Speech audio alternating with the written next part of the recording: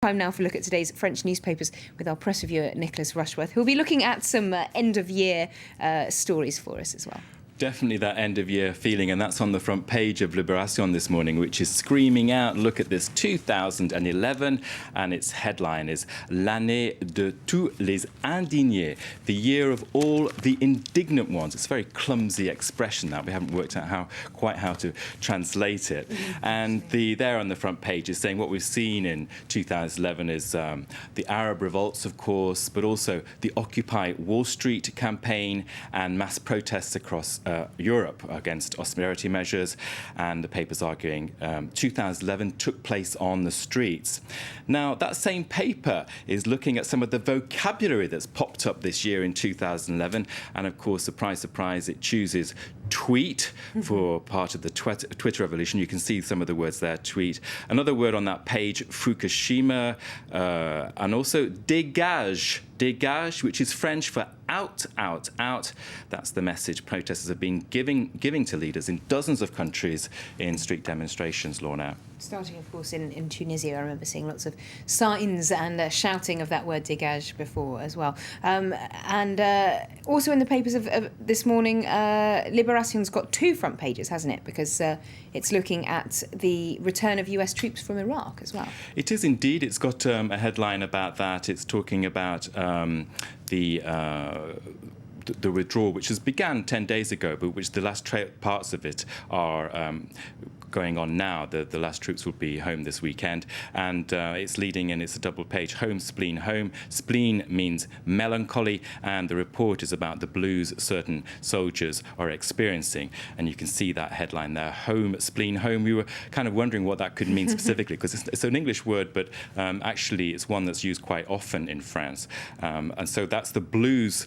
The paper spoke to one guy, Jack, 26 years of age. He's back in Fayetteville in North Carolina, and he says he can't talk about his experiences because people are hostile. They feel the war was waged for the wrong reasons. He tells the paper no one cares about Iraq. They want to talk about something else.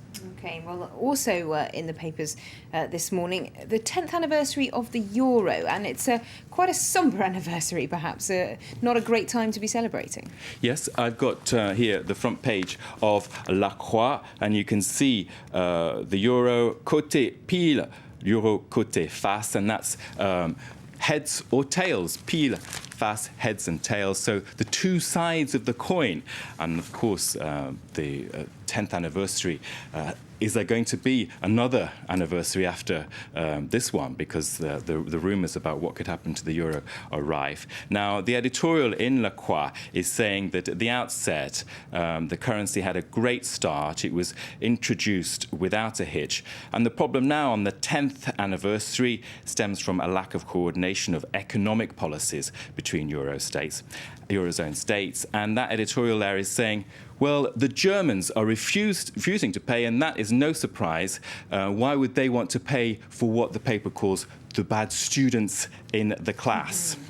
Now, we have got some good news as well after some rather depressing stuff earlier on. French end-of-year parties are going down a storm here. They are indeed. That's the front page of Le Parisien, which I can show you here, and you've got a festive feel on the front page. There you can see Les pots en entreprise ne connaissent pas la crise. So that means the end-of-year parties not experiencing any of this economic crisis, and the argument is that just because of that, people are drowning their sorrows in a way. Now, it says that 9 out of 10 French workers will have gone or will go to end-of-year parties. Of course, in the coming days after the 1st January, there's the galette des rois, the cake and champagne as well. Maybe people can go back to work. So it's definitely party time here. And that's the angle in the paper. It's saying, well, there's less alcohol now in these parties, and that's good news.